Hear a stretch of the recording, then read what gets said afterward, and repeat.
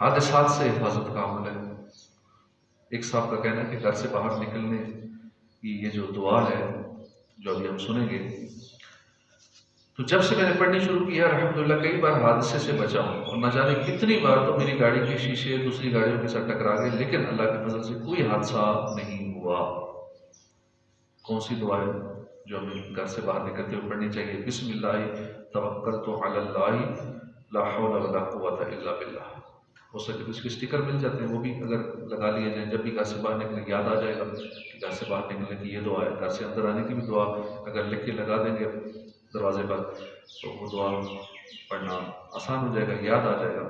تو یہ دعا بسم اللہ توکلت علی اللہ لا حول ولا قوت الا باللہ العلی العظیم، یہ دعا ہے اپنے گھر سے باہر نکلنے کی، تو انشاءاللہ ہر طرح کی مصیبت سے، آفات و بلیات سے، حادثات سے حفاظت رہے گی انشاءاللہ۔ اعوذ باللہ من